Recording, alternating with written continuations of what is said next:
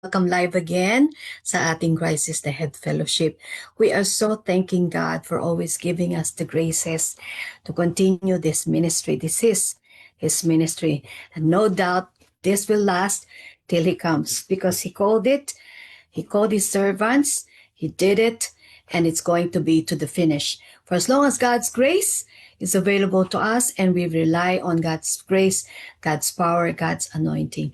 And today we have a very special guest po, and all the way from Modena, Italy. We were there since last year, July, and our sister Karen here has been with us for almost 4 years or 3 years now. That we thank God that they continue to serve the Lord in the ministry and continue to support, continue to grow in the Lord, though they are serving a church there, which they need to really serve a church or a ministry so that they will continue to further the kingdom of God. They're part of the labor for the gospel all around the world. And so we are so graced and thanking the Lord for our sister Karen Karag. And we declare only that the Holy Spirit will be upon you. Anoint your lips so that every words that will come out of your mouth will be just fire and also treasure and food for everyone who will hear the gospel. So we welcome you, Sister Karen, all the way from Modena, Italy. And Brother Giorgio will be here to even host you. Thank you for your obedience to God. God will be with you. Amen and amen. So now here's Sister Karen. Thank you very much. God bless. Amen. Okay. Hallelujah, Father. Good morning. Good morning po, everyone. Mag-start na po ba ako or okay. Yun, bali, sinulat ko na lang talaga lahat para hindi ako mawala. So yun, good morning nga po, and my name is Sister Karen and I'm currently nga in Italy, and it's 3 a.m. here na po, no? So I'm thankful to God na nabigyan ako ng privilege na mag-share ng word niya today, and it's really an honor talaga na magamit ng Panginoon for His glory and for the advancement of His kingdom. And also I'm thankful na maging part ng ministry na to, no, at this Christ is the Head Fellowship, this ministry of Jesus, kasi glory to God dito sa online platform na to, and as a part of CHF family, I'm also grateful na dito ako nag-start sa pagkatawag sa akin ni Lord at sa Diyos ang pinakamataas na papuri. And so before we continue, I would like to utter a short prayer of guidance. Let's close our eyes. Lord, Heavenly Father, we thank you for this day. We glorify you, Lord. We thank you that you are our Father, our God, you are almighty, so and sovereign. Lord, before we start our study, Lord, we ask you to create in us a clean heart. Forgive us for our sins. Renew a right spirit within us, Lord, so that your word can manifest into our lives, Lord. In the name of Jesus, I ask for your guidance, your wisdom, and your understanding. Give me courage to boldly share your message. Lord, alam mo po, Panginoon, na hindi ko kaya. Alam mo na ang kahinaan ko. Alam mo ang kakayahan ko. Pero Lord, alam ko na sasamahan mo ako. And let the power of your Holy Spirit bring a fresh revelation to us. Let you alone deserve the glory and honor. 1,000 hallelujah. In Jesus' name, amen. So yun po. Set up ko lang din po ang aking notes. Wait lang po. So yun, good morning again, everyone. Our topic today is from the book of Lamentations. It's about how God is giving us another chance every day. So our title is Every Day is Another Chance. And our pilot verse is from Lamentations chapter 3, verse 22 to 23. Because of the Lord's great love, we are not consumed, for his compassions never fail. They are new every morning. Great is your faithfulness. Amen. So now pag-aalalan po natin yung context po nitong ating pilot verse today. And it's important kasi po na alam natin yung mga background ng mga favorite Bible verses natin, yung mga importante po na naiintindihan natin yung mga hinuhugot nating topics sa Bible, no? So, sa slide 2 po, yung historical background ng the Book of Lamentations. Yan, okay, thank you. The Book of Lamentation is a unique book in the Old Testament that contains poems from anonymous author who survived the exile and the captivity of the Babylonian Empire. These survivors are now reflecting back on the Babylonian siege of Jerusalem and the destruction of the city and the people. So in Hebrew, this book is given the title Ekha. I don't know how to pronounce it right. Ekha, which means how. And it's not a word that questions, it's a word that makes an observation. So the author of this book was making the observation with the word how, basically saying how terrible the things have gotten for the Jewish people, how the splendor of the city had vanished, and how the strength of the city crumbled, and how the sanity of the people evaporated. So ganyan po naging katragic yung observation ng author of the Book of Lamentation. And the Bible scholars believe that Jeremiah wrote the Book of Lamentations as an epilogue to the Book of Jeremiah. Ito pong aklat ng panaghoy sa Old Testament, aklat ng panaghoy sa Tagalog. Nasa Old Testament po siya, just right after the Book of Jeremiah. So may 5 chapters lang po ito, and after this book ay yung book naman ni Prophet Ezekiel. The traditional understanding is that Jeremiah wrote this book while sitting in a cave located just north of Jerusalem, watching the city burn. It also said that the cave from which Jeremiah watched the destruction of Jerusalem is called Jeremiah's Grotto. And this cave was situated on the same hill as Golgotha, the place where Jesus was crucified. Then after 600 years, after Jeremiah wrote these laments, Jesus would bear the sins of the world at that very same hill. Amen. So, sino po ba si Prophet Jeremiah? Just a short background about him lang din po, about sa pagkakatawag sa kanya. Sa slide, I think dun sa, wait lang po, sorry.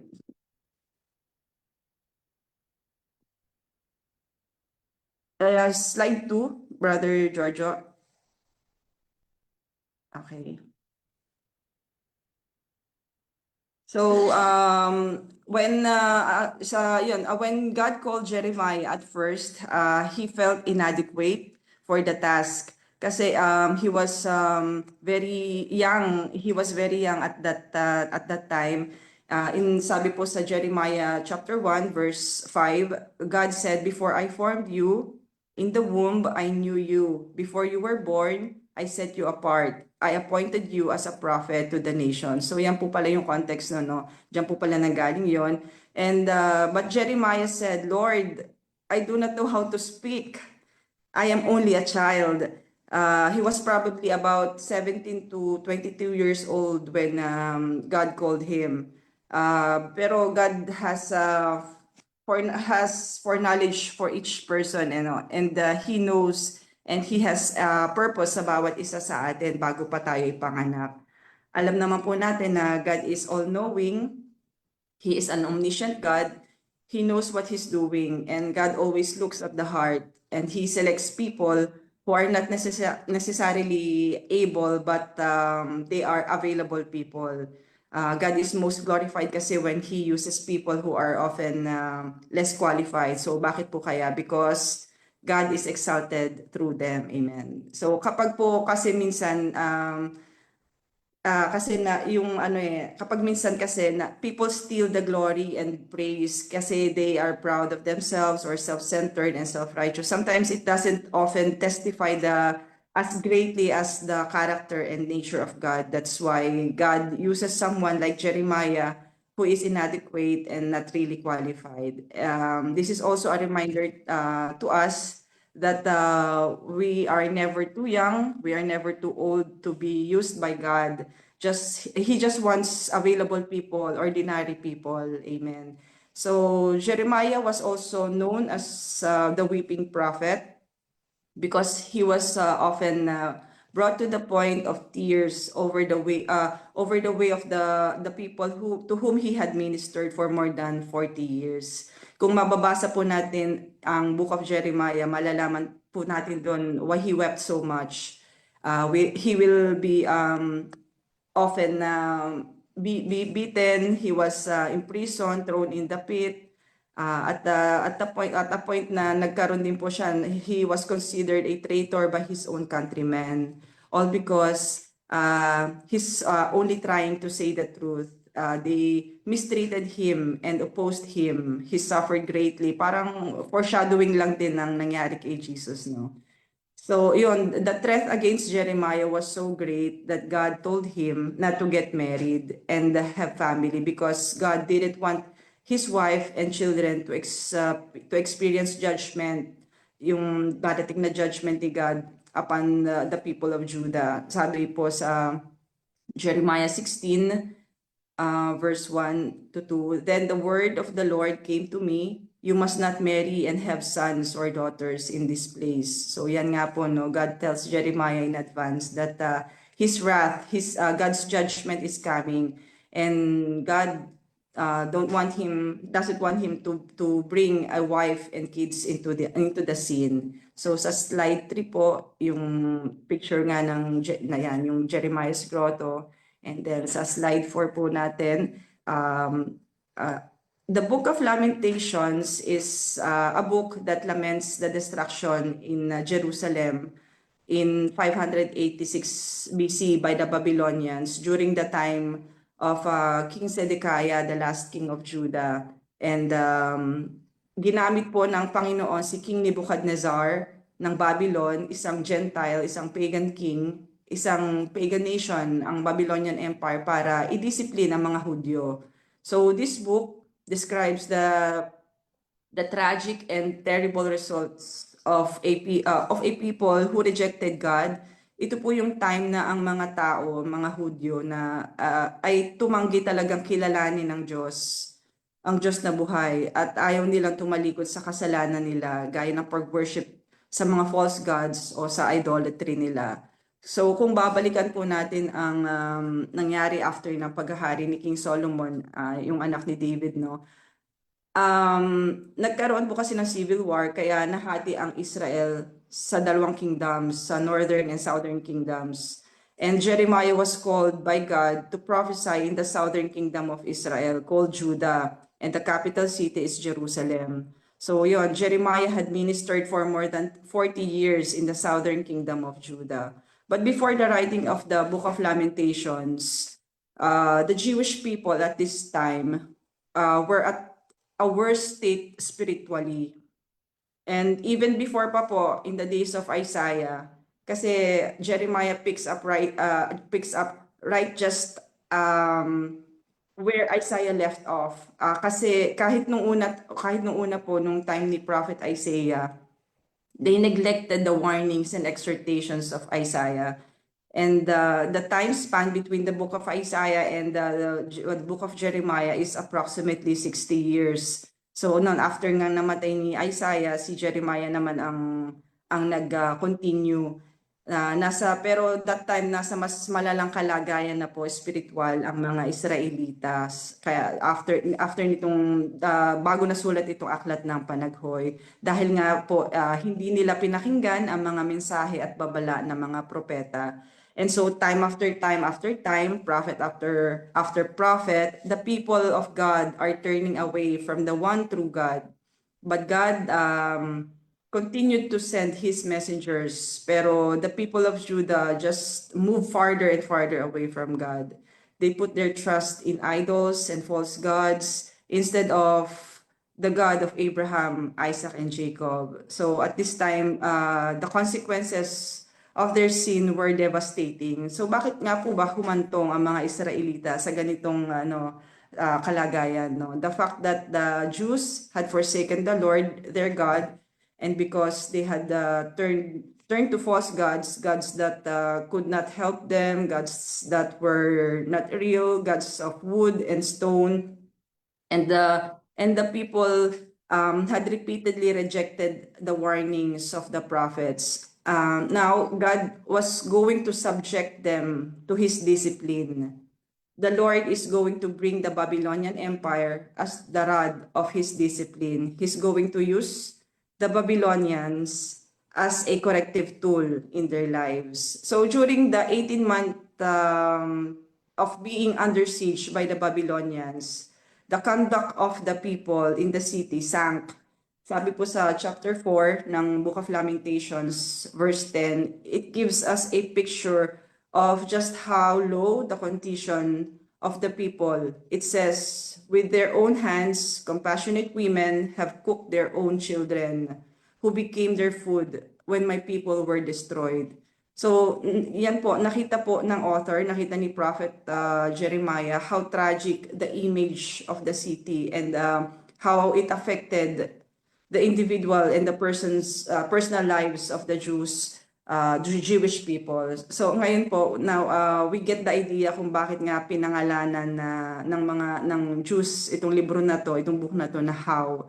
And in addition po, Lamentation is written in an acrostic format. It follows its poetry, the ABCD of the Hebrew alphabet, trying to give us almost a dictionary of the grief of human suffering. Kaya tinawag siyang How, because it's about how terrible, how imaginable things got for the Jewish people when the Babylonian besieged Jerusalem. And the sad truth is, it didn't have to get this bad if they had heeded, kung nakinig lang sila sa mga warnings ni Jeremiah at ng other prophets, they would have been spared all of this devastation, all of this destruction. Naisip ko nga po na it's not na message ko din dati pa na it's not a matter of ignorance na yung idolatry nila and disobedience, it's rebellion na, kasi grabe kasi katalaga pala, katigas ng ulo. So kilala naman nila ang Diyos, pero wala silang intimate relationship with the Lord. At kahit po sa atin ngayon, no, some people tend to believe and have faith to other sources, believing that those sources bring luck, fortune, and healing. Sabi po sa Bible, it's an abominable thing to the Lord. I remember, may short testimony lang po din ako. I remember my employer, he had this bracelets, dalawa yun on his right wrist. He told me that those are healing bracelets. He also told me the type of material or metal, kung ano yung nakapaloob doon, stones,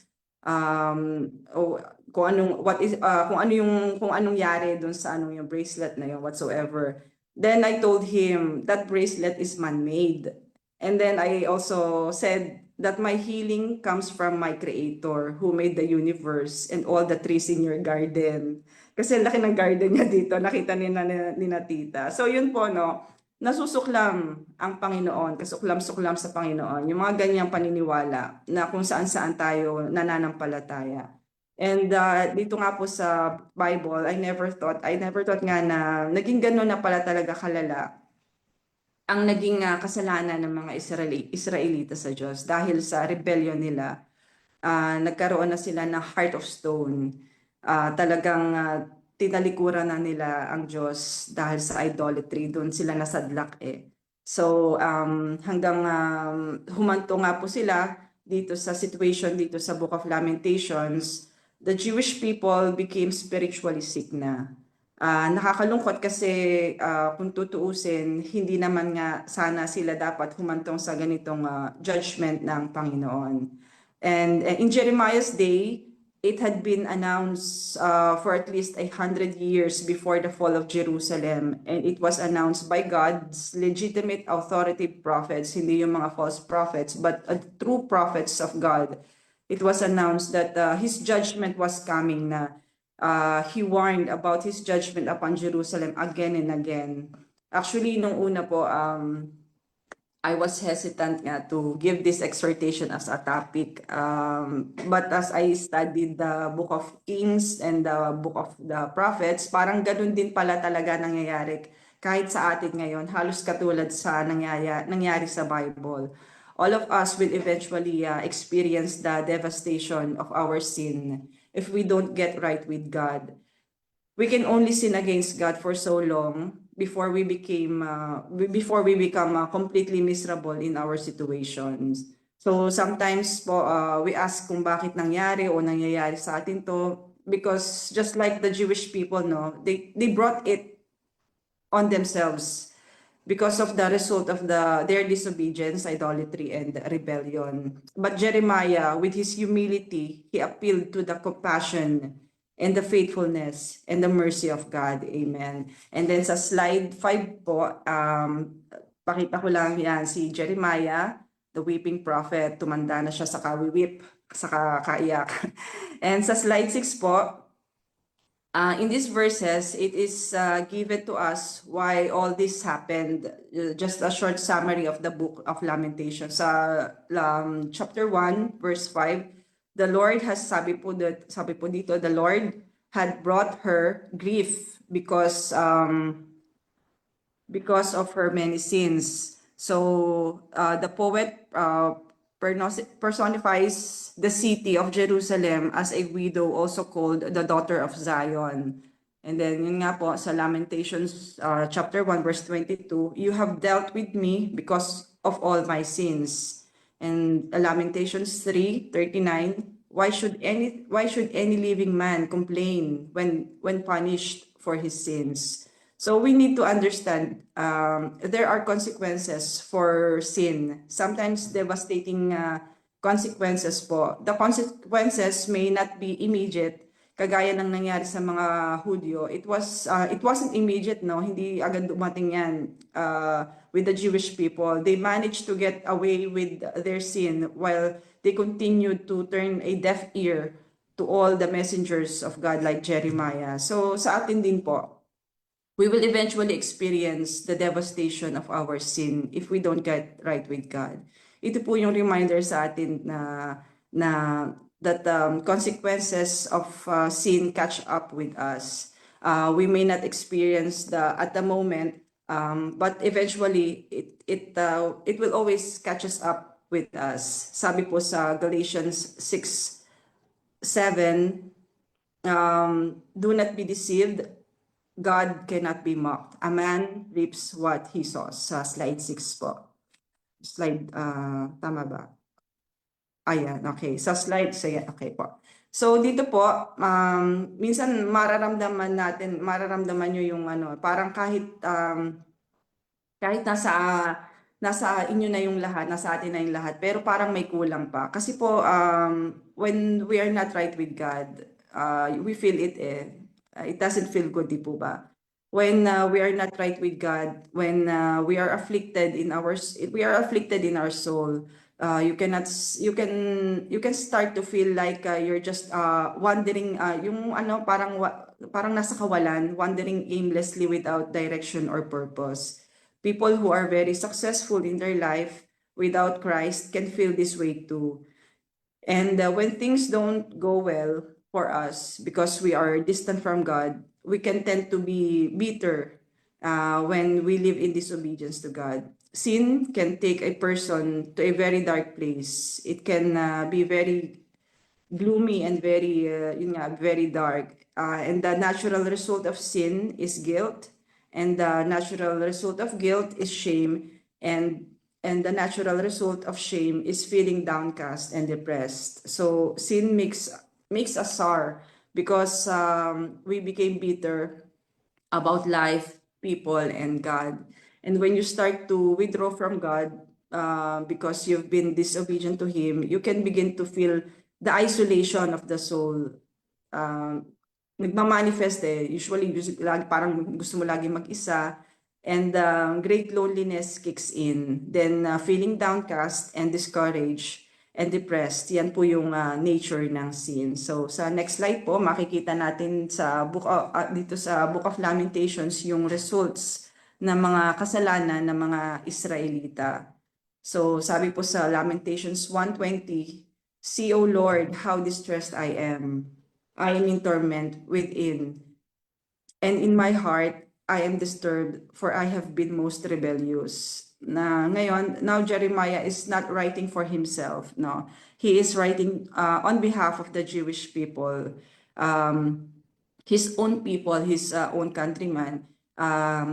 He was a righteous man. He was a righteous prophet, but he's writing in terms of on how it feels when you are distant from God, when you're not right with God. It's devastating. It causes distress. And sabi po sa Lamentations 5:15-16, joy is gone. So isa din po ito sa yung mga resulta ng mga kasalanan ng Israelita na isinulat ni Jeremiah. So sabi doon, joy is gone from our hearts. Our dancing has turned to mourning. The crown has fallen from our head. Woe to us, for we have sinned. Dito po, the description of life that is not right with God, distressed, tormented, no, tormented in your heart. The joy is gone because sin has taken its toll. So I want you to understand din po the sin that is happening here 2,600 years ago is also the same sin na it plays ngayon din po sa human lives today. Alam niyo po kung talagang kung gusto niyo maramdaman talaga yung heaviness ng story ng Book of Lamentation itong Lamentations, I encourage you to read it. Maganda po siya. Maganda rin po kung magbabasa niyo yung mas mga naunang books, at mas maganda po kung babasahin niyo yung buong Old Testament. Buong Old Testament or yung buong Bible. Pero para po may idea kayo kung gaano kabigat yung sorrow and the devastation, the destruction na nangyari sa buhay ng mga Hudyo, ng mga Israelita, ng mga Hudyo, at ang mga pinagdaanan ng mga propeta. Because in the middle of all this, makikita nyo po makikita natin dito, in the middle of this misery, no, there's a message of hope. Dahil doon po sa chapter 3, kung saan natin kinuha yung pilot verse natin, it speaks to us in a very powerful way, and even to our present moment. This book is intentionally reminding us about God's compassion, love, mercy, and faithfulness. So later po pupunta tayo dun sa hopeful part. But first, bumalik muna po tayo ulit dun sa verse 19-20, Lamentations chapter 3, 19-20. Sabi po doon, I remember my affliction and my wandering, the bitterness and the gall. I well remember them, and my soul is downcast within me.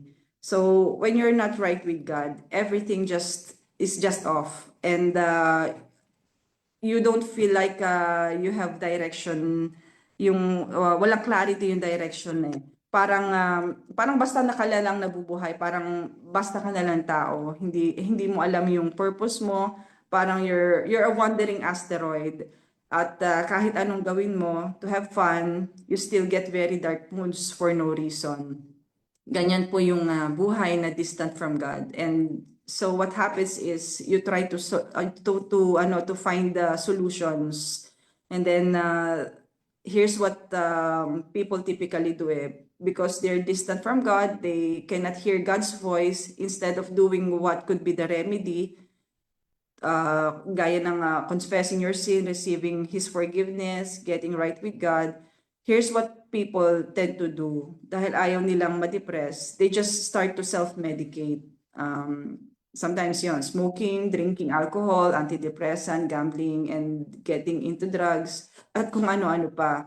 And then, in the end, it just leads to a vicious cycle, trying to numb the pain, but it never really cures. Then nagkakaroon po ng gloominess. But in the midst of all this, ang ganda po kasi may message of hope po si Lord. Amen. And then sa next slide po, praise the Lord for the message of hope.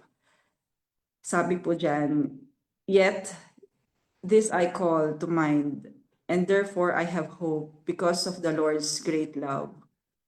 We are not consumed, for his compassion never fail. They are new every morning. Great is your faithfulness. Amen. So dito po in the midst of all the affliction and wandering and bitterness and gall and a downcast soul caused by sin, Jeremiah wrote here how he clings to the character of God.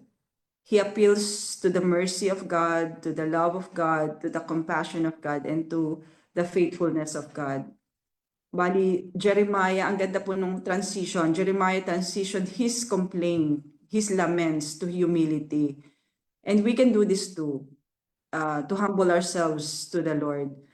Ang ganda po na pinakita dito ni Jeremiah, yun nga, from complaint na nag-transition to humility. And remember that God intentionally put this book of Lamentations here in the Bible. God allowed Jeremiah to lament, to write his lamentations, to vent to this kind of agony, to this kind of pain. He felt that it was useful to remember siguro sa loob ni Jeremiah. He felt that it was useful to remember all the sufferings of his people, and he called upon God to lament. Kaya nga po, if we know people who are always lamenting or venting out their sufferings, hayaan lang po natin. Let's be compassionate at wag nating isipin or sabihin na hindi ka pa rin ba nakaka-move on o yan pa rin ba, aren't you over it? Kasi po, life has its own suffering eh.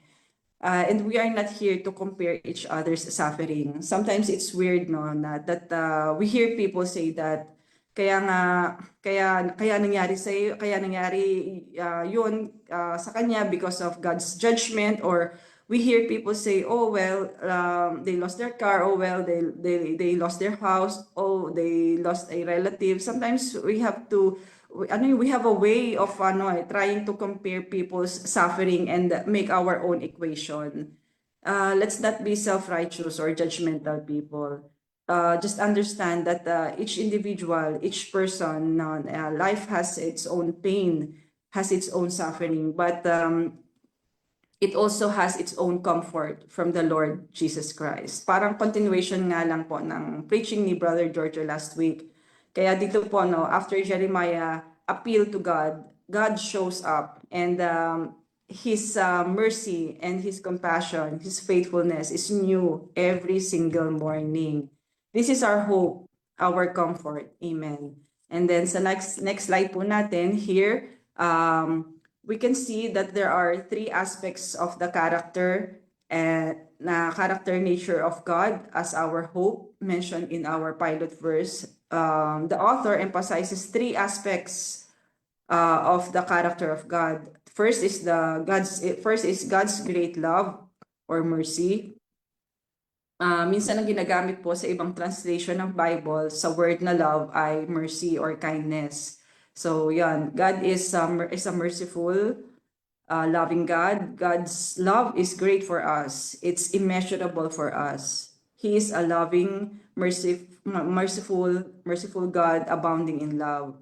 And in Psalms 103, verse 10 to 11, it says here that He does not treat us as our sins deserve or repay us according to our iniquities. For as high as the heavens are above the earth, so great is his love for those who fear him. As far as the east is from the west, so far as he removed our transgressions from us. And i-add ko din po in Psalms 103 verse 8, the Lord is compassionate and gracious, slow to anger, and abounding in love.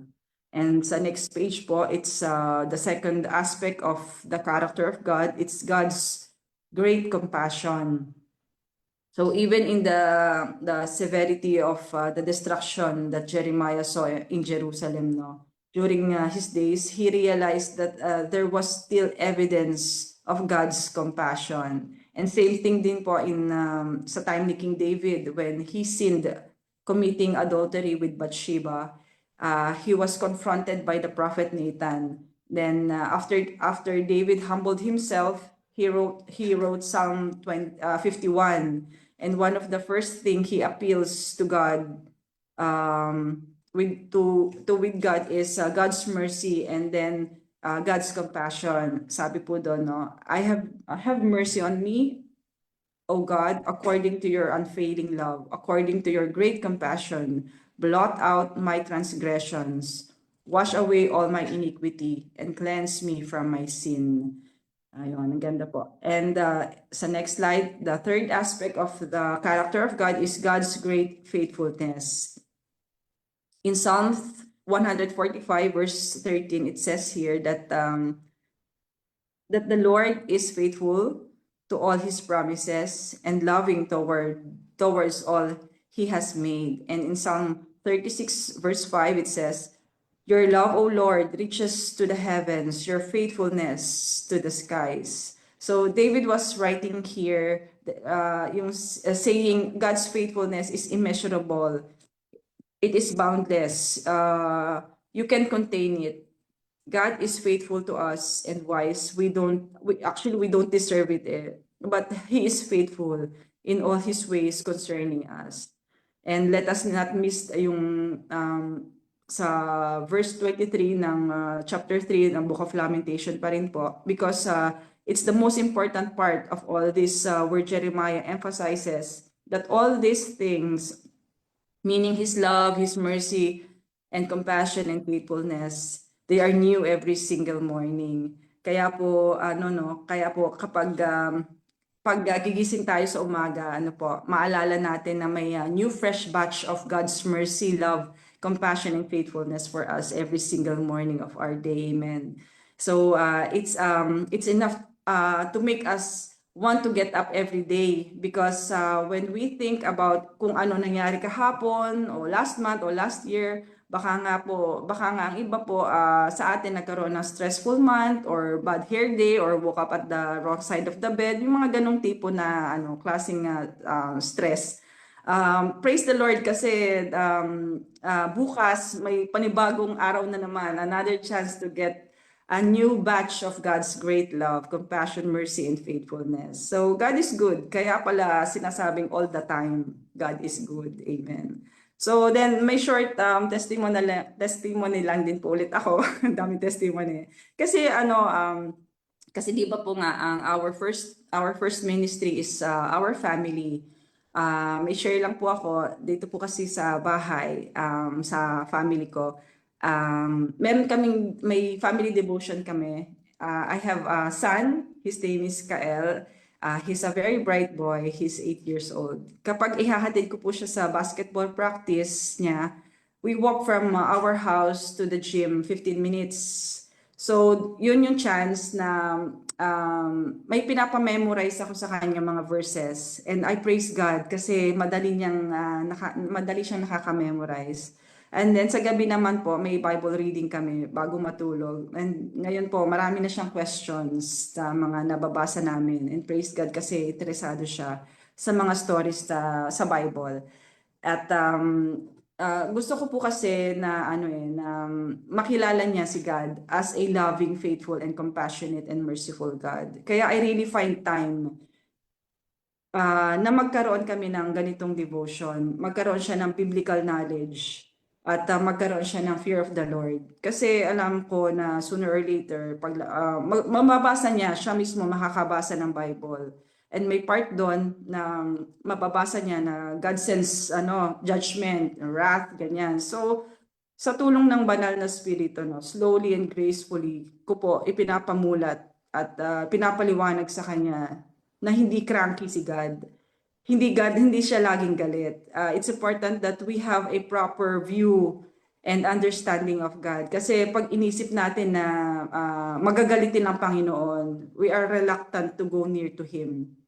Minsan kasi akala natin lalo na nung hindi pa natin nakikilala or wala pa tayong magandang relasyon sa Panginoon. Hindi natin kilala ang character ni God. Akala natin na basta na lang siya nagpapadala ng judgment, ng mga tempesta, parusa, sulfur of fire, tornado, basta na lang bumubuka ang lupa, mga ganong mababasa nyo sa Bible. Kaya it's important po na talaga na we have a biblical knowledge of the character of God. Kung bakit siya nagsasend. Kasi kasi po yung kung may proper view po kasi tayo, may tamang perception tayo sa ating Diyos na buhay, it motivates us na lumapit sa Kanya. Kasi yun naman po ang remedy. Acknowledge our sin, repent. We have a personal relationship with Him and everything will fall into places. Sabi nga po, no, mercy motivates while we are quick to run to Him because He is a merciful and forgiving God. Kaya po, napakaganda po na may mga ganitong pag-aaral tayo. Praise God talaga sa ganitong klaseng platform na we study online, na nagpapaturo tayo by the help of the Holy Spirit through Jesus Christ, no, through the reading His Word, naiintindihan po natin at nakikilala natin ang aspects and character ng Panginoon. And then for my conclusion, let the morning bring me word of your unfailing love, for I have put my trust in you. Sa Psalm 143:8 po, God's mercies are just like that, no? We just have to trust the Lord that His mercies are truly new every morning. Every morning brings a new day. Every morning brings new provision, and every morning brings new forgiveness for sins. Every morning brings new strength for the temptations. So hindi man po natin alam ang mga pinagdadaanan ng isa't isa or kung may mga nakaraan ng bawat isa. But I believe that some of us need to hear and receive this message today, that today is a new day for each of us to receive to receive mercy, compassion, and love from God.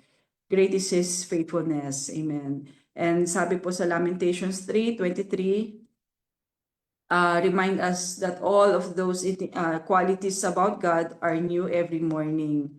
In other words, every day is a new day and another chance with the Lord. Amen. And may additional rin po ako, sabi dun sa verse, still in chapter 3, verse 24 to 26 of the book of Lamentation. Doon dinidescribe yung goodness ni God. The peace that comes to Jeremiah, sabi po doon, I say to myself, the Lord is my portion, therefore I will wait for Him. The Lord is good to those who hope in Him, to the one who seeks Him. It is good to wait quietly for the salvation of the Lord. And when the Lord is our portion, our soul will be at peace. At kahit anong disaster pa or catastrophe, there's a certain security that the Lord will never forsake us. But it doesn't mean that everything is going to be easy, no? And good. It doesn't mean that we'll be rescued from every calamity. But God will never forsake us. Nothing can separate us from the love of God that is in Christ Jesus. And that's our peace, and that's our rest in the midst of it. God is faithfully ministering His people, no? And after doon sa nangyari sa Jerusalem, after the fall and the devastation of Jerusalem, nandun pa rin yung faithfulness ni God. At ginagawa rin niya sa atin ngayon because we have the revelation of Jesus, the Messiah. Because of what Christ did on the cross, because He came and identified with the sinful and weak people like us, we find our refuge in Him. So if we know people who are stressed, agonized, devastated about what happened or what's happening in his or her life, this message is not about get over it, God is good. This message is about put your hope in the Lord and wait for Him. He will come to you, He will meet you, He will meet your need, and This is God's faithful assurance to us. The God who revealed himself to us in Jesus Christ can do no less. He's worth waiting for and hoping for and trusting for.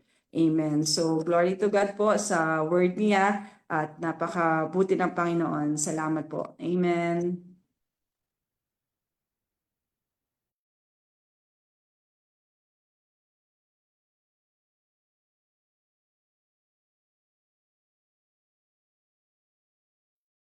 Amen. Thank you, Sister Karen. That was such a wonderful message. I'm just gonna try and